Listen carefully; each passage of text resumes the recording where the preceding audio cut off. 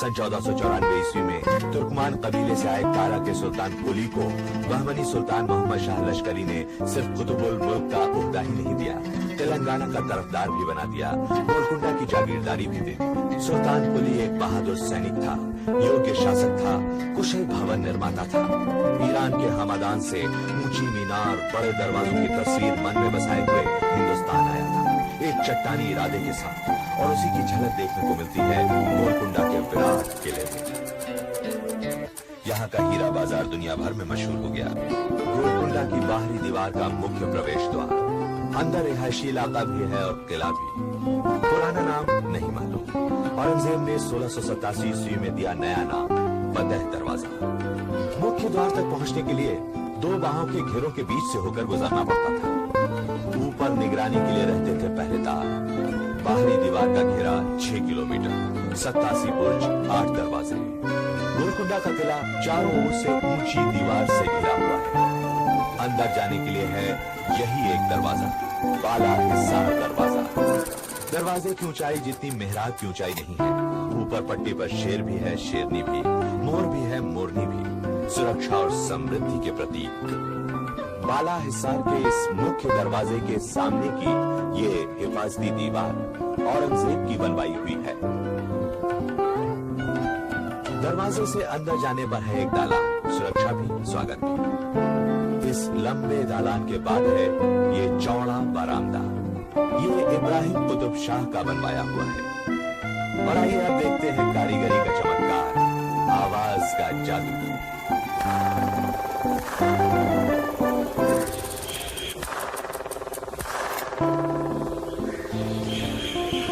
आवाज का ये इशारा 435 फीट दूर उस बारादरी पर साफ साफ सुना जा सकता है।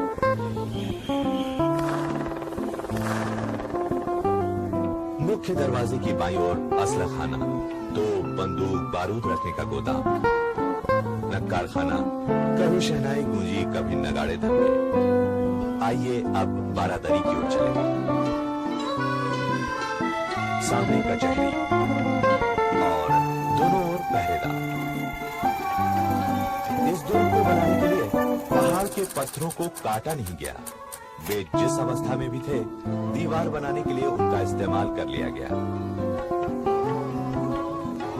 ये 362 पत्थर की सीढ़ियां 3 मोड़ों से गुजरती हुई ऊपरी सिरे पर बारादरी तक ले जाती है। अनाज रखने का भंडार से बाहर जाने पर थोड़ी ही दूर पर है अंबर खाना, यानी सामान रखने के लिए जगह। इब्राहिम कुली कुतुब शाह ने 1560 में बनवाई थी ये मस्जिद। बाल हिसार के अंदर है ये देवी मंदिर, पुराने काकतीय दुर्ग की स्मृति। कुतुब शाही सुल्तानों ने इसे तोड़ा नहीं। ये उनकी धार्मिक समन्वयक दृष्टि का ठोस सबूत है। दीवाने खास, जहां सुल्तान और वजीर, ऊंचे ऊंचे अधिकारी सलाह मशवरा करते थे, नीति निर्धारित करते थे। बारादरी की ऊपरी छत इस इलाके की सबसे ऊंची जगह, जहां से दूर दूर तक चारों तरफ निगरानी रखी जाती थी। फरियाद है, फरियाद है। जी हाँ, यही है दाद महल। कहते हैं यहाँ फरियादी खड़ा होता था और दूर ऊपर ओट में सुल्तान बैठे रहते थे। और फरियादी की सिर्फ फरियाद ही नहीं, बल्कि उसके दिल की धड़कन भी गूंजकर ऊपर सुल्तान तक पहुंच जाती थी। देखिए,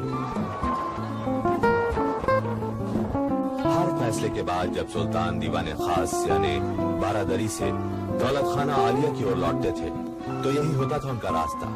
दोनों तरफ पहरेदार और इस दालान में किला कोतवाल। बारादरी के दूसरी ओर से रिहायशी इलाके में जाने के लिए है 280 सीढ़ियां, और यहाँ से शुरू होता है रिहायशी इलाका। महलों में पानी पहुंचाने के लिए पानी को नीचे से पहले 350 फीट तक 3 फारसी रहट से उठाया गया।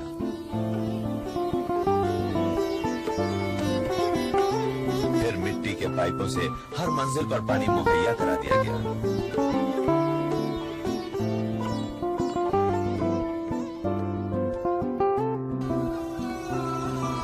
और ये है रानी महल के भीतर की जनाना मस्जिद। हारम में रहने वाली बेगमों शहजादियों के लिए छत पर यह खूबसूरत बागीचा बनवाया गया था। 5 फव्वारे थे यहाँ और दुनिया भर से चुन चुन कर बेशुमार फूल लाकर यहाँ लगाए गए थे। ये था शाही हम्माम, जहाँ कभी सिर्फ रानियां महारानियां स्नान करती थी। और ये थे मिट्टी के बने 2 पाइप, जिनके जरिए गर्म पानी और ठंडा पानी इस हौज में आकर मिल जाता था। नहाने का पानी इस रास्ते से होता हुआ बाहर निकल जाता था। यानी ये था तुर्की हम्माम। सिंगार कोठा, मेहंदी, काजल, संदल, मिस्सी और खुशबूदार तेल की मिली जुली खुशबू फजाओं में बिखरी रहती थी। बेगमें यहाँ साज सिंगार करती थी। कभी इसे रानी महल कहा गया, कभी रंग महल। हरम था, हजारों बेगमें शहजादियां रहती थी यहाँ।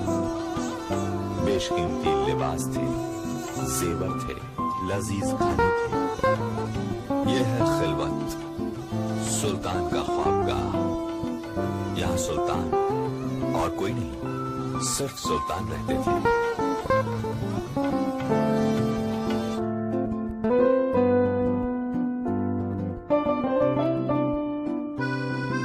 1687 ईस्वी अब्दुल्ला बानी सरदार खान ने दगाबाजी की, किले का दरवाजा खोल दिया। औरंगजेब किले के अंदर आने में कामयाब हो गया। तानाशाह बंदी बनाकर दौलताबाद के किले में भेज दिया गया। पुरखों की कब्रों के बगल में तानाशाह को दफन भी नसीब नहीं हुआ। हालांकि राजधानी हैदराबाद चली गई थी, पर सभी सुल्तान आखिरी पड़ाव के लिए यही लाए जाते रहे।